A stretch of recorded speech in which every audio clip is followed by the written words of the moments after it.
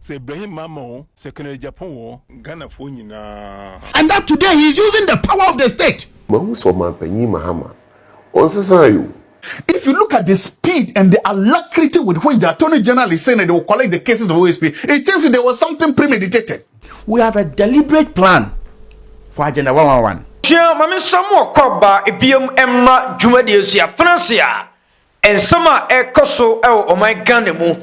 Yadinina Ebra I4 and what you know. Yadjujan Seminina Feno, Yabium na Edimon Como President His Excellency John Dramani Mahama and Como Brave and a Freeman Penny Asuya Eba Abato Jasa Okopium our the base for Suya Ibrahim Mahama and Afe Honorable Kennedy a compre agyapong and a Baba lead party no quick one information be break and a freche Eba no crabbing and a womo quick one Yaba Burum na a dim como another China Public Account Committee. Wamu gusua ye jumana shameno kase as a auditor general wamakwa kwa audit bi amakwa ko piem se 2024 corruption cases be echo so ba quick one yeba consona for ye din komo na bibia ai kama almighty agenda 111 yeba consona for no ye din komo baransa na no commander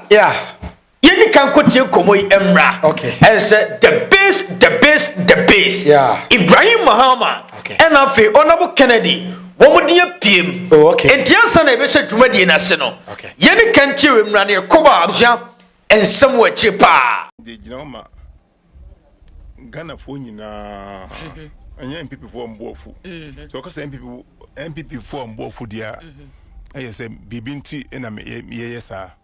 Ejama Ghana apenisia o man Ghana edi samre se yakoye no ne abeyachi yakoye no ne abeyachi ya try lawyers ya try papi by and try businessman by a pay businessman ba kubi ameba say Ibrahim Mahama say agyapong and businessman bi abehwe say dia na otimi dia bo man Ghana ya o mema man Ghana mabunu ani da so ma o monya adwuma ye eno ne hia ye enye se bia wo lawyer bia ko school wo de wo yefunu ne namntina ye the base ye se mabunu ani da so ya mabunu benya adwuma ye eno ne ha ye etina se mo de se obi bedi mo movement nanim kura no a business people na muhia wo mo ye hia mo try businessman ba kope Ghana ani ahwade it is ankoye ken kura no a still a businessman must lead the movement you say sister oko yesi babia a business in the country no Okay, Commander. Yeah, Roger. The base Ghana. Of course. And then some doson baransana no. Okay. And command the base for the quick one.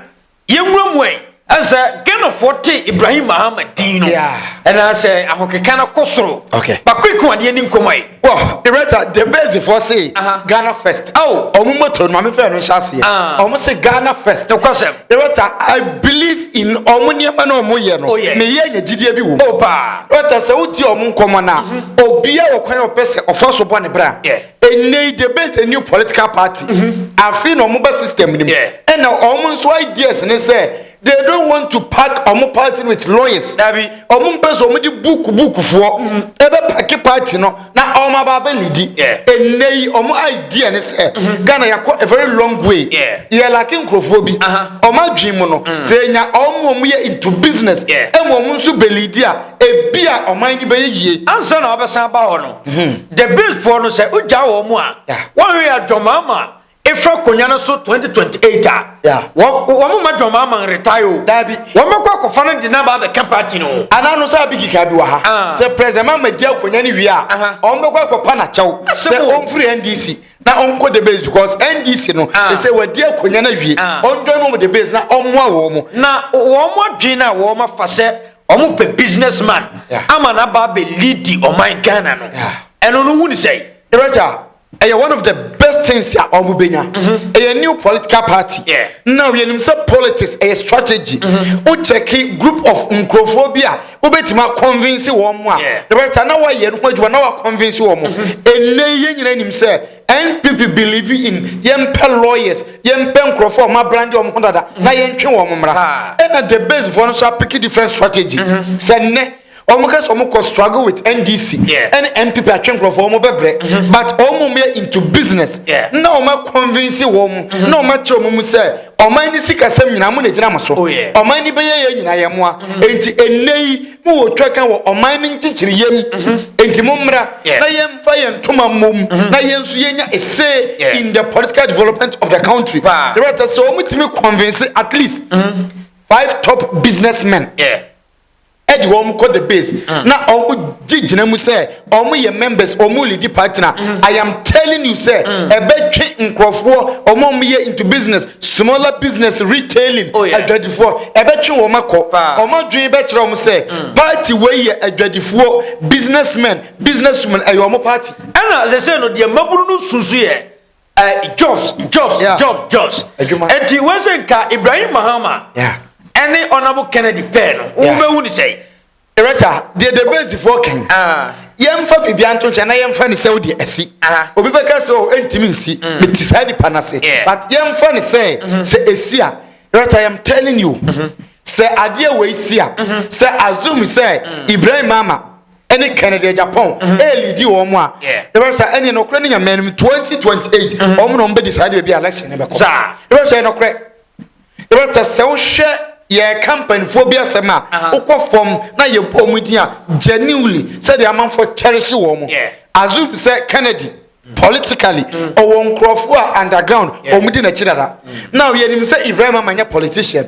but because of na doye ne niema bia oye no ye organ of wo bebra omumpe political parties that they support Ibrahim Mahama so at the end of the day that chibo no so ka so only the base for banantebo ma obetwe sankrofo ni nyina ko and Ebasaya, I am telling you, sir, election 2028, even both NDC and people move voters, no. Ebasaya the base for Baby. But then, baby, a month when you are sad, dear. Ibrahim Mahama Dina, one more debemono.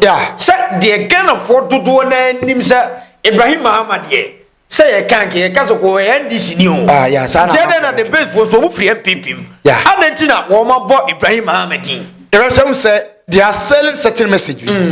The omo be so omo ka kire ne say enye MPP fo a omo buafu e na omo de party but Ghana fo a omo believe in adwene bi say yemfa business any adwuma enchichiri kru no kwan e be fo so be create jobs the right enti say nei o pe obi a o timi fa manfo adwuma pa Ibrahim Mahama bebo ni din top notch number 1 mo NGCS ye party na ye pese party ne ya dream po nyina ne se ye pese ye bi enwuma ma obi aye ye pe nkrofo a omo so gi saade ni dia why na bebo ni din Ibrahim se wo bo sa ni pani dia send message na kwa abontin se enye MPP sem enye ndisi sem the base for they are looking around Ghana ni bia ombe hu na o sa capacity oye capable of leading a political party ni image ni mu odu no they will try say ombe attract no na omo de naba onye so say the way you see business no different from amamu the right I no correct and obi a businessman that doesn't mean so betimi abumai the right winim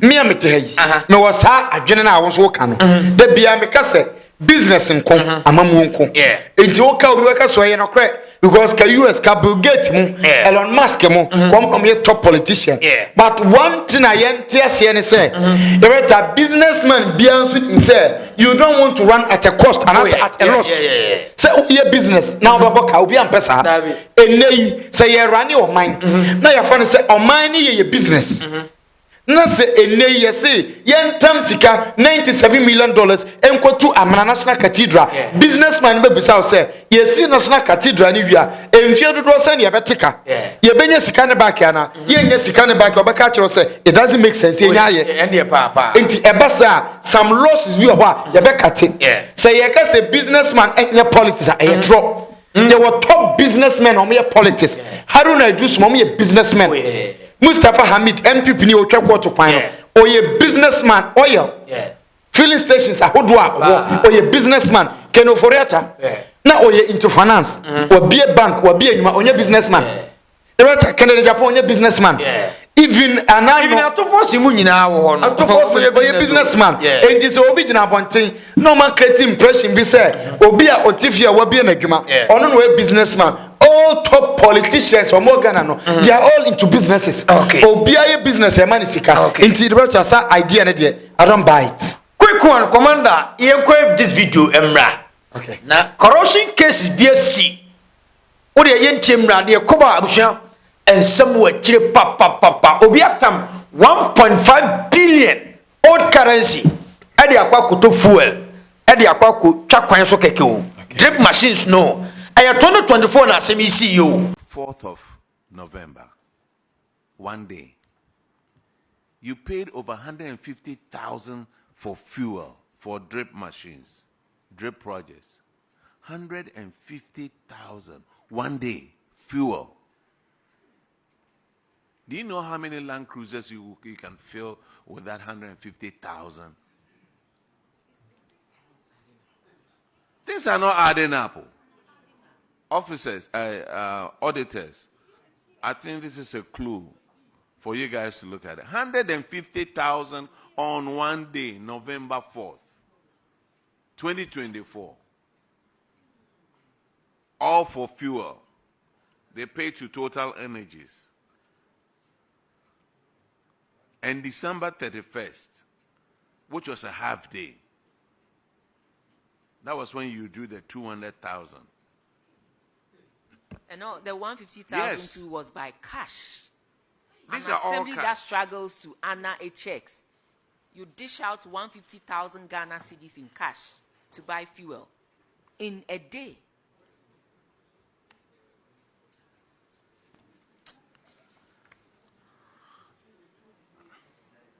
Achema.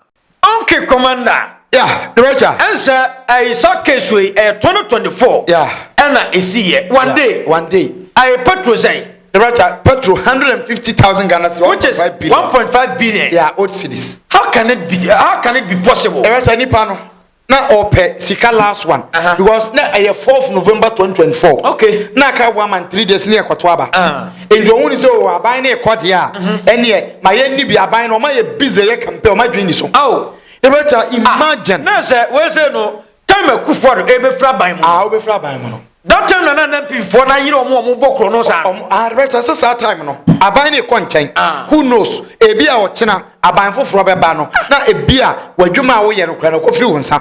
Enja te sade a ye nyina ye ni because omo hu say MMDCs ne politicians no obi edibi. Yeah. Enti workers no omo so district wo no omo so be di. Wontimi nka ntre me say drip machines no coordinator na ohwe so district ho no asem we ni hu ni mu bi oniska what iska Rota what bisa on say omo mining sites ye omo the excavators ye adwuma no the whole day operator baako or Yusufu was saying no ba ka kire yin say 150 Ghana cedis a day for drip machine dey the kodwi ye Rota me bisa dey the kodwi oh eye kwan emfikyire kwan e na omo fa so keke na waka che say one day na ye adwuma 1 month po abetofo wo say maza yenyan kwara o Ghana yenyan kwara o krom ha dabi oman we mu se bi krono bi ho a akoso ache but nyansa nim I keep on saying say usi krono bokon so a unim nyansa bi 1.5 billion dia koto petrol good drip machines one day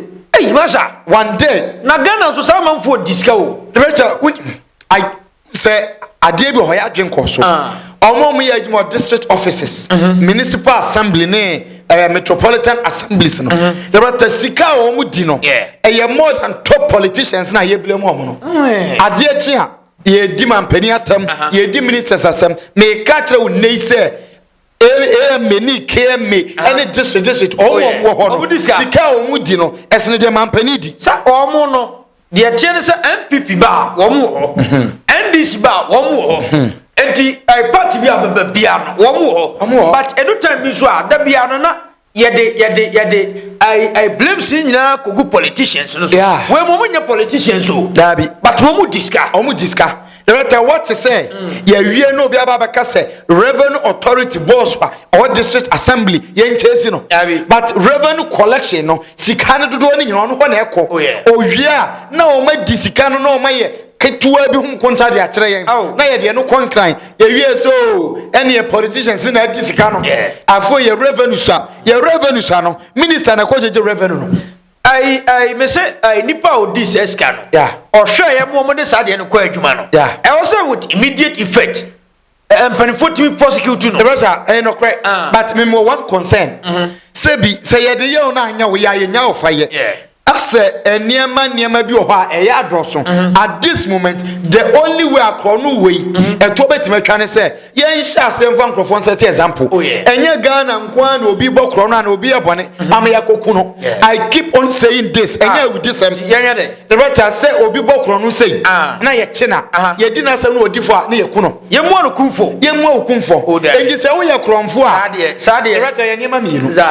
Unim sa so we kromfo a adwuma no nkoye because wonim say won say how won hwa ye bekum adwuma no nye. Okay, so ye do obi set example a politicians ne wo ye adwuma was at district assemblies no wo me sua nyansa so wo mo be sua nyansa ebema nkwada a wo ye nkitenkete afi na wo ba no wo mo benya mentality different from ye die enti it will get to a stage chronobo e wa ban offices no e be free ho say anye sa na say court o de ne court a na wa koye appeal na o court stay for execution na director a whole lot of stories. Okay, we mpoye de e ba bonte o na unim krono o ma ba o ma cover so yan hu director e too bad aban hwe na onya hu bibi but nipa kura odi animu ne de say de o kan with immediate effect yan che no.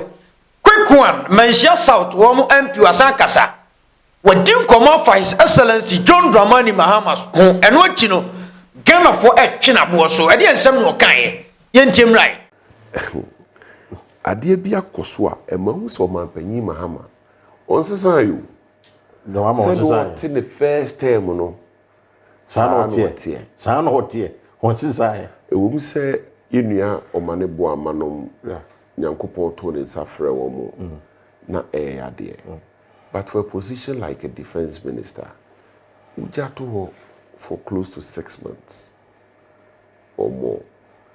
So what I say, I know say you didn't want the signal to be sent, say, Sebe. Okoya, we replace. That's what I say. Okay. But see a bomb, that's a player be bushia. Me patrol yam for replacement ma. Replacement ma. Ghana phone you na betia say. It will be so money, doctor. Or you papa. He's a very good man. You see a na yade. But now me feel say the subsequent handling of state craft in state Niamano, it could have been better. I see. Now we know a reshuffle no I now say just a one appointment. It's just one appointment. Say that's a vacancy there. Because you didn't answer your mama wants to sign, but I don't want to understand. Oh, I want to understand. The first time, I didn't want to sign. No time reshuffle. Oh, okay. And na reshuffle no or train na sepa. We are Manchester South. Okay. One MP. Yeah. Medical say MP want to do money ya. Okay. Party no e good because a whole lawyer. Or MP. I Manchester South. Hwenkomo bi a odi. O say John Mama nsesan ye. Ye busan sa de ya. John Mama nye reshuffle. Na the reshuffle no I MP for kra no a no man ni nkoyi a ye tiem se mo nye reshuffle no wo mo ye. Director omo ye we. Na sisi de na si. Director mentin komo bi ase. Papa yi efiti da solo kwase mu baaye. Onka nsem bi anyansa wo mu bi. Ne onka nyansa sem da. Director da bia nsem hunu pa. At this stage, uye lawyer ni uye MP, unim de ntia ye reshuffle. Director reshuffle ni nyina ne se, wadwuma ye fo no mu ye adwuma no, obi modi monye. Na wo yi na fredo obi fofra ba ba hye ho. Enti se ye ka se apan ye reshuffle a, entrese ekyingyina kye a omo ho ne ya de a, yi wo mu firi ho. Na wo yi wo mu firi ho. Na wo do obi fofra ba be take you over. Na ontimi nya adwuma kwa na wo bai. NPP kodru stage a, keno for atentimi perform. Bibia nkoyie still order so ye adwuma. Director ye boka enema nye ononkwa all other sectors enema nkoyie but nanado se there be metemeto so and they are advising this current government say on your reshuffle. Why not when you improve on the rata on country minister see sector bank and a ministry not perform worse than the MPP January 2024. Oh yeah, and unti some minister and on yard yeah you free ho then info before from minister bank in the suburb transfer President Mama on sign the rata on sign it say you don't change the winning team. Team out the above match. So the football example. Say me place in a park so now omo bona omo wenia. Mr. Sananya den. Na sasia no me fa ne se o man no. Eniema de da na kwam. Yeah. Jomama to niema. Yeah. GD ka se ambi fonye reshuffle change kanofori ata ne se. No man na say o. Of course. Dem to what ya say. Yeah, no correct. Enti afa ni yes show man no na niema e koso nkakra. Yeah. So say Jomama on sisan The matter winning. Say the idea in say yen tata mampani no yen nye de dengu so ade chibia obi akoka bibi mfa mampani no eno so de Ghana for mfa ho sa enti okoyi oni asem bia na wakoka ho there is no message say NPP party pani MP we lawyer ni when your platform say something na yen hu say munya opportunity because MPP wa ban mu no wo na wuni opportunity no and when your opportunity enti ochina say mobile power you can do something unkomoni oh right and this your position ye hu atofo say mun koma na wo mudi ye hu same demfin koma na wodi enti say party ni ba aban mu they will give him the opportunity say omeye de okan ye no no mo hwa de but ene de wote wo say omonya reshuffle ade ya mampani nsesan mampani ni ministers ni bo adwuma no onyi wo mo na onfa na po ene mamaye minister na ene onya atofo sin na ongofa kenoforeta eme finance minister na it go to a timer na amanfo bi so Ghana for ye jimi enimu nyansa enti ade achi a no ma be ka de omo pa kire na omo ko enei omo sa de sa de na ba bi sa we say no I the way amamoni si ko no yeah me say da bia yen tanka say I Ghana de bibia ye yi o yen kasa sen but the way amamoni si ko no ama communication why diam MPP for enokra enti won ba bonti ase ya no bedi wom komo enokra ze se okoka den the rest say die na akoka nsem bia ne abonti bia akoka because the obeka se wo ka bia no na abana ye ho adwuma anano nurses for issue and health minister sa be kirem ye no mpomasa release fund ya almost settle including teachers die nyina the rest enti se wo ba bonti na wunya bibia nka asema mpenfo ka da bia ne se wo nipam na uye din a ye bu nyansafo enti se wuni nyansasem bia ka ye din na amanfo mu nyansafo se wuni mu nyansa but se wunim na okokasa na okansem huna from that day obi an respect you. Quick one, health minister kasa agenda 111 asusa ban ne beye anase onye no yenya botena yentie komemra ne koba abusua ensemu achi pa. We have a deliberate plan for agenda 111, its completion. When we came, we allowed the complete auditing and to understand what we were inheriting. There are people who are taking mobilization they had even never reported to site and all that. Now, if we say that we'll be able to complete all the agenda 111 project, which is more than 100 projects within 1 year or even within 4 years, it's a lie. Let's be realistic. And I started saying this when I was in opposition, and you heard me loud and clear that there was no way we were going to be able to complete these 111 hospitals within the time frame His Excellency the President gave us. If you remember, the last time he gave us was that he was going to hand over 111, all the 111 before he leaves office, you remember. Yeah, exactly. But not a single one of them was in operation as at the time he was exiting. Okay, so what we are doing, and about 4.8 billion Ghana cedis has been spent on it. If they had strategized and they meant completing them, that 4.8 billion alone could have completed not less than 20. If you had faith, you want to build 100, at least you can start with 20. But we're told about a number of them were at 70% complete. Yes, that's correct. That's correct. That's civil works. If you say 70% complete, it's civil works. Oh, okay. If you add the equipment, and please take note that if you say a health facility, so civil works means the building. The building. It's not only the building. Okay. If you say health facility is a building, the equipment, the personnel. But in terms of construction, it's the building, Okay. and then even sometimes in some cases the consumables. So you've been in office for 15 months. Have any of them been fully finished? No. Why not? Okay, so now in the 2020 there was no budget. That was our first budget. In 2025 budget, Why not? because that was our first budget and we needed to understand what was happening. So 2025, no money was No money was allocated. Okay, what about In this year? 2026 we have been asked to complete 10 10 10 of them. 10 of them, and that's what we are working on now. Do you know which ones they are? Which districts? Well, I can tell you about 3 or 4 of them off head. But there are 10 district hospitals that will be sometimes finished this year. That's not finished this year, but that we are continuing this year. That you've put money into. That you are putting money into. Sometimes I do not want to mention the facilities, because once you mention the 10 and somebody's own is not in the It's a 10, problem. it No creates problem. another. So I'm here with you. So what I'm trying to understand is these 10 So were it's at not only least the 10. 70% Let me give you the complete. general- No, I'm trying to understand. Okay. Don't worry, help me. These 10 were at least 70% done. Okay, so money has been allocated for it, but that doesn't mean that it will be fully operational by close of this year. Yeah. Because next year more money will be allocated. Exactly. All right, so keep going. Explain the rest. Okay, good. So now we have a plan that, look, government should be looking at, let's say, about 35 of them that are above, let's say, 70% complete.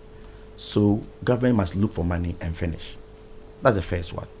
Then we identify another about 30 to 35. Then we say, look, we have other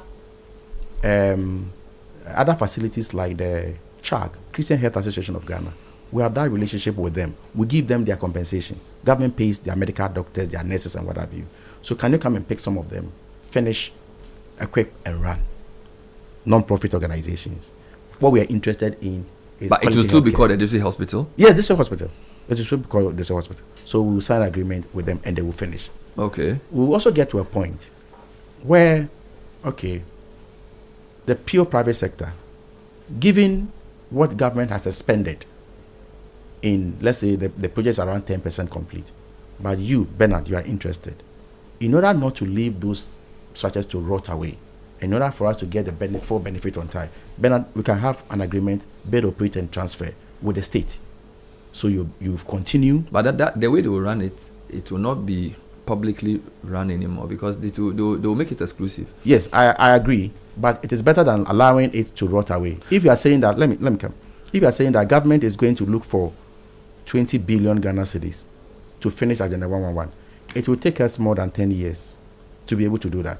By the end of that 10 years, none of these facilities you are talking about can, So for this government, you will finish the 35. That is 35. It's not as if we are finished only the 35. No, I'm saying you finish 35 with your own budget. Yes, that's what we are looking at. Then another group, you partner people to finish. Exactly. And the third, So the private sector will come in. Yes, so you can even say that we will finish the first 35. That's what we are concentrating on now.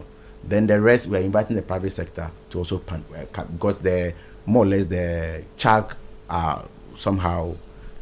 So the health minister, of course, as a minister na sincere, and change mu. Sir, otna oka say, won betima wie ni nyina na odada Ghana for. Ono wonye te se na na do akufo promise Ghana for a ekwa wie achi no. Na akwa bu achi bidin no. But then wadi nkomo, ne nkomo no be wie no. Ensem na no okeka na eme de. Sir 35 no betimi aya wo mo ye. No mo de aka no so ma private sectors. No ma ba ye ni nyina. Okay. Eno no wuni say. The right with because I think say bebua. Okopie mo kumase a.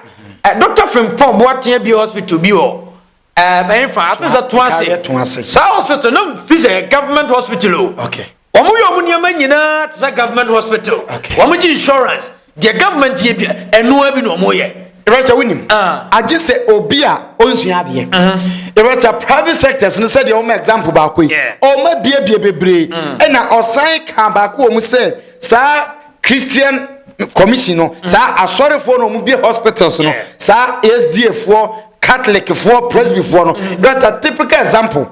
Nansen ukopiem ewo bechem ni dua yankwanta Catholic for a lot of hospitals ewo that area hospitals and especially dua yankwanta de no eno na ehwa yarefo ewo ho the matter eno ntre say yenje health insurance ho yeje pa a government accredited aban ensa wom and omo hwa yare for aban ni sika ye de sika ko se project ma wie ye nyan man nsai dabi ye nyan man nsai botaya ye de project ne se ye pese Ghana for yare a etimi hwa wo mo yade eni se asori bi o sika da ho private person was ikada ho na o say metimi di misika na ba complete na ma ye adwuma nkakra tete dia ade ne ma ne complete obi po areas bia se ka omu benya mpo a anka private hospital wo ho ukwo nkurase ba bia se ka hospital wo ho mpo ene omu ko no omu tua bibi kakra mpo a ene ya hwe ma ko omu pe but hospital ni ho ne se ya de bona e kwan ya di ni betwa no wan hwe a onuru na wawu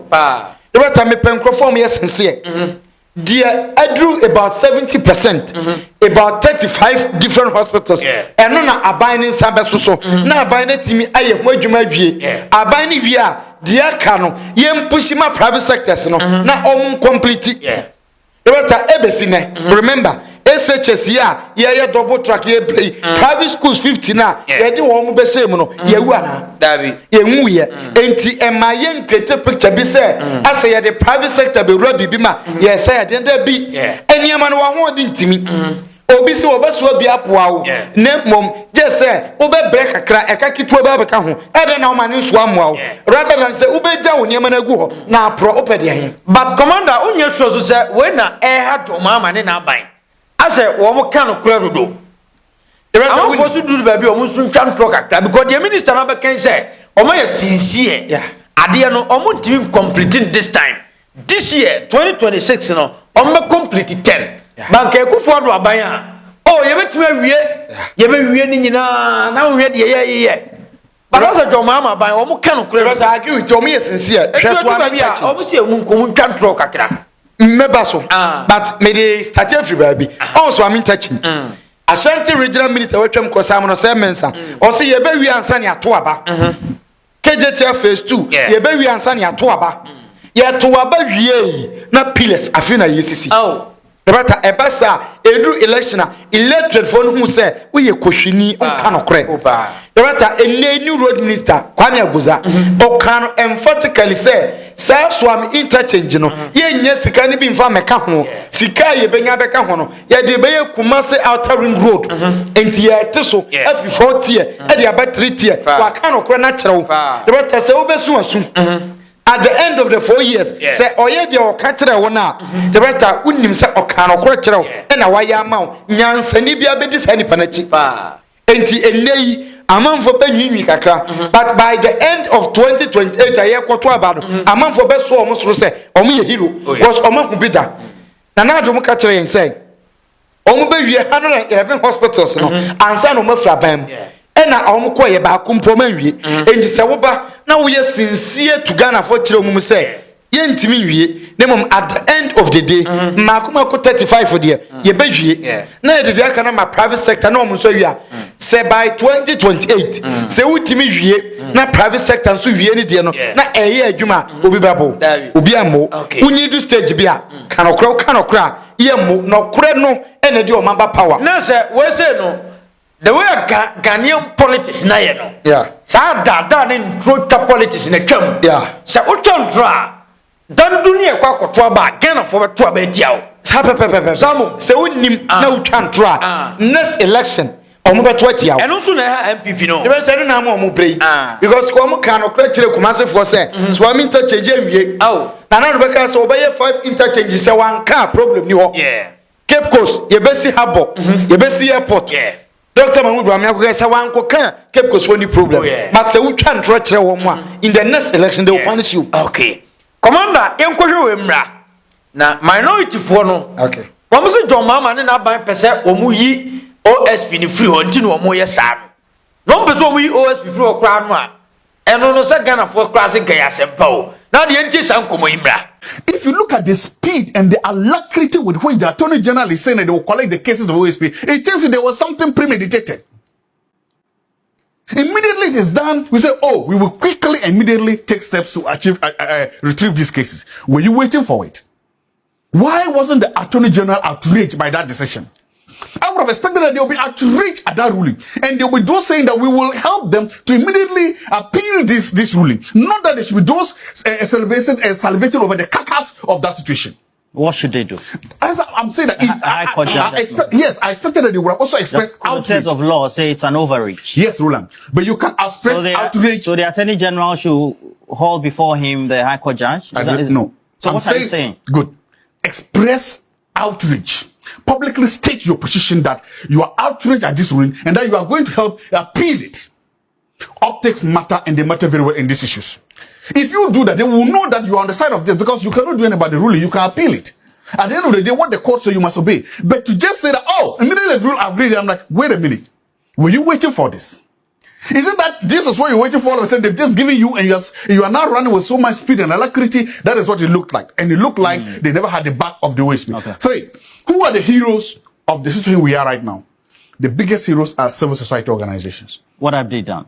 Every single civil society organization that has come out to condemn both the ruling and the actions of the Attorney General, you are a hero for corruption. Every single civil society organization that came together, they have now filed amicus, whatever it is, they file to help fight this case. You are a hero of corruption. History will remember you. Posterity will remember you. History will remember that when there was a time when people were trying to dismantle a strong institution for fight corruption, you stood up to support that organization. You went to court and you did it because no matter what happens, you have written your name in ink. Something happened this year when we looked at the corruption index, if you remember. Ghana moved just one step up. Transparency International and all these reports indicate that part of the reason was that they felt that institutions and organizations that were supposed to fight corruption were under siege. It's in their report. They specifically even mentioned the OSP and others for being under siege. What do you think this will do to our corruption perception index when these things are happening and when we see that the government and people are happy about that? Preacher, minority phone just say yaji OSP cases ni nyina ma Attorney General. Okay. Na mami misao I OSP special prosecutor. Yeah. Ye create sa office no ebesi ne. Cases say no matimi edi ni ye. Amache say ya prosecute ni pan. Director ebesi ne. Me amete hayi. Minim nipa ba kwa OSP say. Wa bokro no ya chene dina sema wie. OSP na ma ye daily na eni ourselves popular person ba boni baba akudin yes no ebata dure bia yenyi policies is in chain die papa yi NPP fo no omu bie Ghana fo ani e wo OSP ho onye sure say na bi so ayo mu an kasa nipa nti ase ade no ase OSP ye beti omu but na bi starting ebata unse I remember say time makeno forata some ne pop up na no e na Kevin Taylor be story bia na o kire say OSP no ni MPP fo na da sorry only MPP will agreement according to Kevin Taylor enti bibia ni wa President Mahama bay OSP bay abo President Mahama na dream nyina na say he is defending MPP enti President Mahama should make sure say obey kiki OSP out oh yeah, that story very early after President Mahama say in na no reta people talk say eyen komo keke eye propaganda but enemy baby amiti I see it say eyen okwe the OSP no nin sami ba ya MPP for yi menti dem biase reta sabi enipa amoa say ontimi nchi akokoba enipa amoa eduru ba bi mu so onya de mampani mfaya no all of a sudden say yes ya gini tumi a audit me prosecute obi afri nsem ya the tumi no ama Attorney General back because before say OSP office ne beba in 2018 no it is only the Attorney General the prosecuting crowd after dem say monti say ya gi tumi na afri nsem now papa yi deda wo yi o say ontinye mabiase asade no eye plan work da said ye eba say na plan work crash say no anu no ana director na make can say ye plan work ya anu anu no a very good plan always been team in office ho na sabi adwuma wo ye hu de wo ye corrupt cases ya aban na ni wo ho Ghana fo ni wo ho no na waso ani nyina kogu no office at the end of the day ye hu de asem ne ko Keno Foriata or say what the neighbor or Tikrom Hana or to office o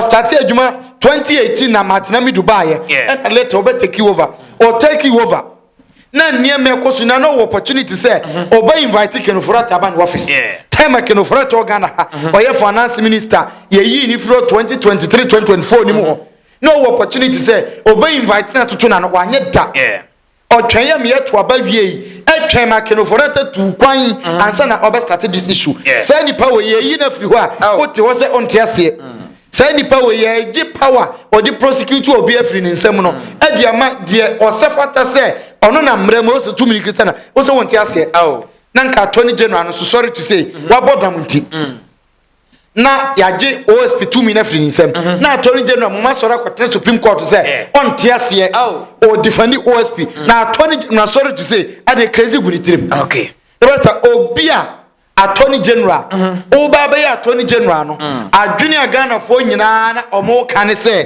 enei operation recover all loot brane be to corruption ase ye jiwdi se oye a very experienced lawyer unimra no na all of a sudden obaya na OSP age nsem ni nyina na o delay cases na Ghana ni etimi di asem na court na ye buo se da bi ye nyi cases ni mfiri ni nsem a nanka attorney general ko say of wa OSP so or fight against the state enya adwuma quick one yenyina sankomo ya so na yentie wemra o de yentie nsem a wo mu se kan obusua ase anu ya ye den dodo o se fa kwa bi na ya stop sankofo we but quick one yentimra the occupant of the current the office currently we ma kan say de ne o ho no na e bia o de sobo no bo no na the ono so ya attorney general na no de sobo no bo special prosecutor na on the obefa no adi tototo na dabi ono so no wo bi na the economics no kra ne the overall effect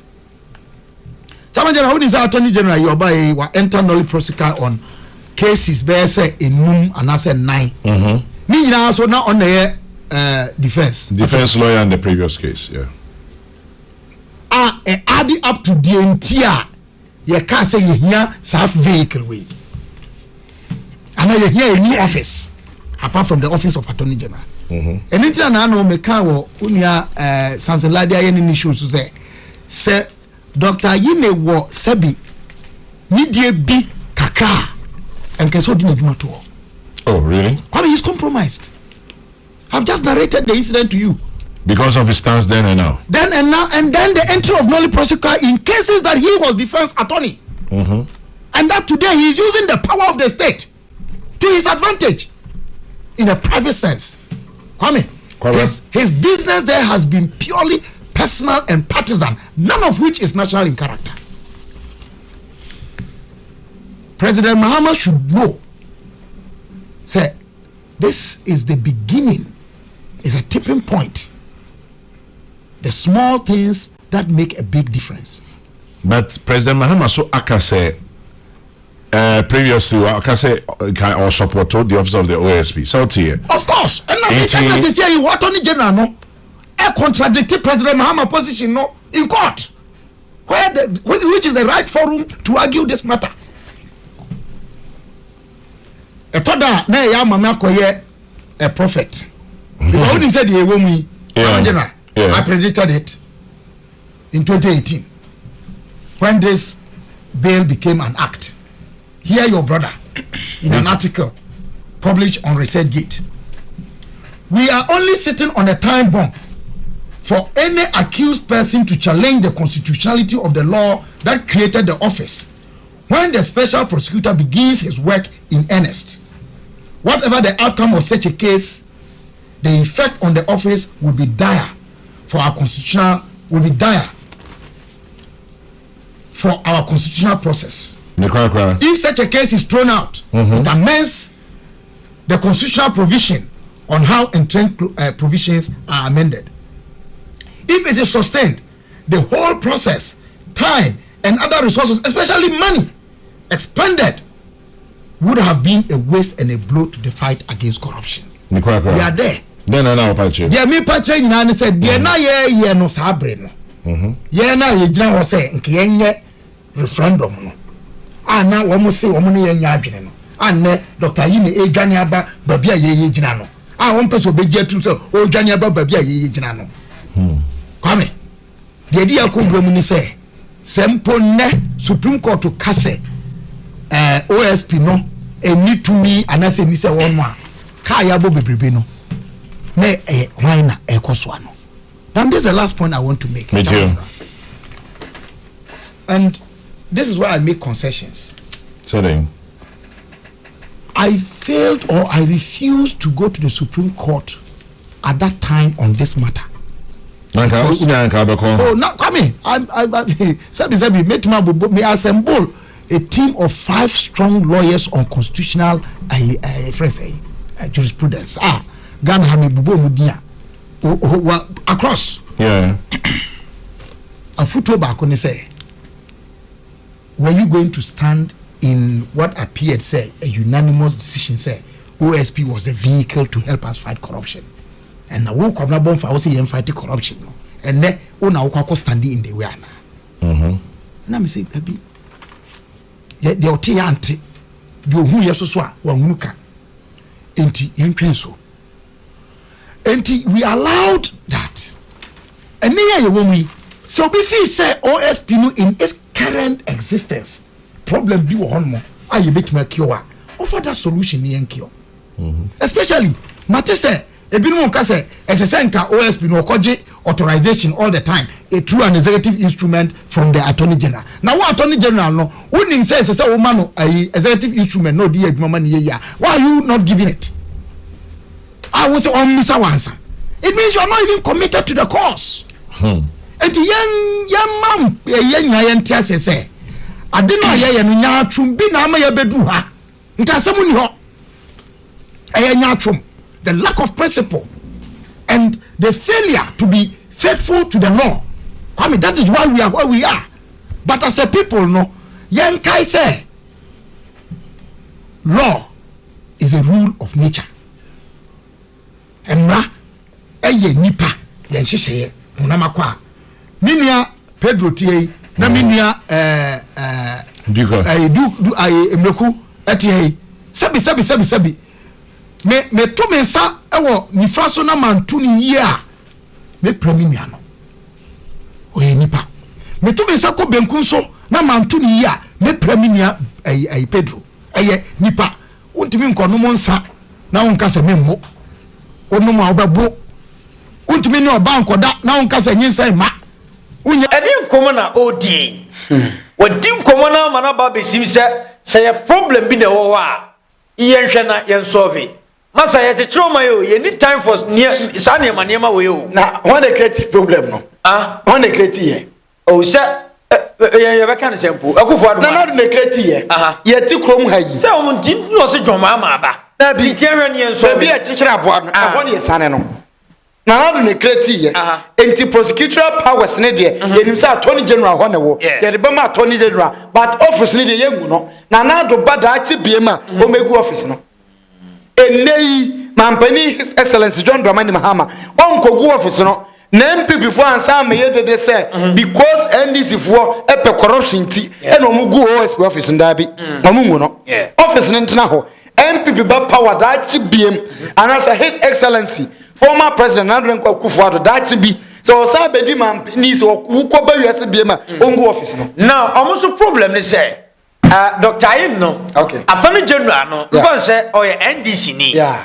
Just nya independent body bia. Obetimi ayes adwuma no. Na former President Akufo time. Na do koya Attorney General na oyedi ani. No MPP. No MPP ni. Yenya independent body bi say prosecutor bia onu nko agina ba bia na don report to man na o prosecute. Say eno na twam. Di sesi a de afi say o man na ye chichire. O man na ye chichire enti sa time no na constitution ye adwuma. Yeah. Ebesi na eye the same constitution ye nsesa no bibia change ye. Enti obi nkofa homa bi mehye obi kon. We will not agree. Ye nyintum sa. The writer enei Ghana ha ye nyina ni mra no. Baby a omudi ye kwa akogina no. Omuntimi mpusha Attorney General ni nkogina ho. Yeah. Attorney General ni no creative office no. Attorney General ni de nyina ne say enei we Attorney General. Aban ni nya case a ono na obedi. Enti na yesama aban na say obi ni aban ni o problem. Na nipa ne de aban ni kokooto a ade na krata no. Court ni mfa nkoma OSP. Ade na krata no court no ode koma Attorney General. It tells you say in terms of prosecution about this government Attorney General. Yeah. And the say we yet they say as a man for be planning dada and omo pese omo yi OSP free ho and Attorney General no onye ni papa or in the personal interest no ho the brother we cannot agree. Yeah.